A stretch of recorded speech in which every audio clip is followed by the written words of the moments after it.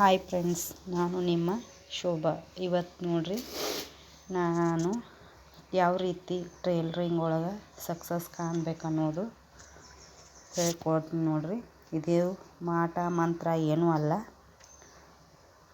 ಈ ರೀತಿ ಉಪ್ಪಿನ ಡಬ್ಬಿನ ಒಳಗೆ ನಾವು ಟೈಲರಿಂಗ್ ಒಳಗೆ ಅಥವಾ ನಮ್ದು ಯಾವುದೇ ರೀತಿ ದುಡ್ಡು ಬರ್ತಾ ಐತಿ ಅಂದ್ರೆ ಅದನ್ನು ಫಸ್ಟಿಗೆ ಅವರಿಂದ ಕೊಟ್ಟ ಕೂಡಲೇ ಈ ರೀತಿ ಉಪ್ಪಿನ ಡಬ್ಬಿ ಒಳಗೆ ಹಾಕಿ ಮೊದಲಿಗೆ ನಾವು ಬಳಸ್ಬೇಕು ನೋಡ್ರಿ.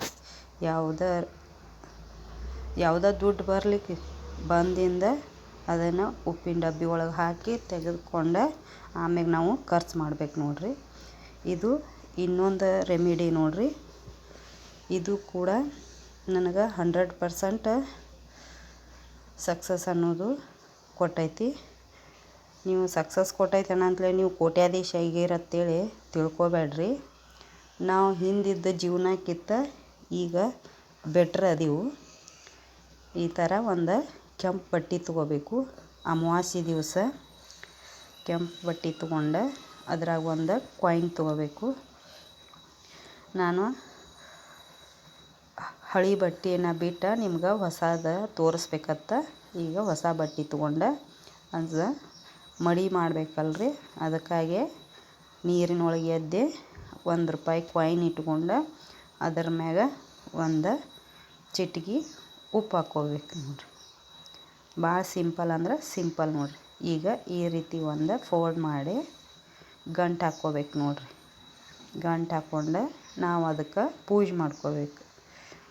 ಈ ಬತ್ತಿ ಕುಂಕುಮ ಹಚ್ಕೊಂಡು ಪೂಜೆ ಮಾಡ್ಬೇಕು ನೋಡ್ರಿ. ಅದನ್ನು ಪೂಜೆ ಮಾಡ್ಕೊಂಡು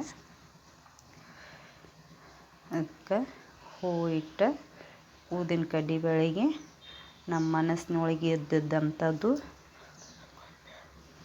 ಬೇಡ್ಕೋಬೇಕು ನೋಡ್ರಿ. ಬೇಡ್ಕೊಂಡು ಅದಕ್ಕೆ ನಮಸ್ಕಾರ ಮಾಡಿ ನಾವು ಈಗ ಅದಕ್ಕೆ ಗಂಟು ಈ ರೀತಿ ಗಂಟು ಹಾಕ್ಕೊಂಡು ನಾವು ಅಡ್ಡಾಡೋ ಜಾಗ ಇರ್ತೈತಲ್ರಿ.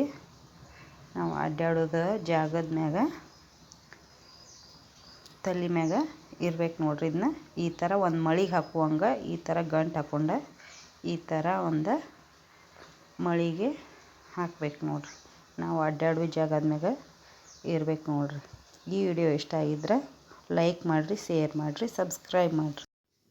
ಈ ರೀತಿ ನಾವು ಪ್ರತಿ ಅಮಾವಾಸ್ಯೆಗೊಮ್ಮೆ ಅಷ್ಟೇ ಮಾಡ್ಕೋಬೇಕು ನೋಡ್ರಿ.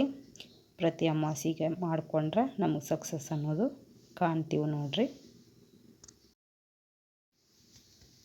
ಇದು ನೋಡ್ರಿ, ಈ ಥರ ಮಾಡಿದ್ರೆ ನಮಗೆ ಇದು ಯಾವುದೇ ರೀತಿ ಮಾಟ ಮಂತ್ರ ಅಲ್ಲ, ನಂಬಿಕೆ ನೋಡ್ರಿ.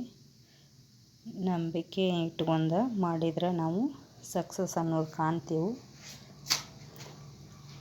ಈ ರೆಮಿಡಿ ನಾ ತುಂಬ ವರ್ಷದಿಂದ ಮಾಡಾಕ್ತೀನಿ. ನಂಗಂತೂ ಸಕ್ಸಸ್ ಅನ್ನೋದು ಸಿಕ್ಕೈತಿ.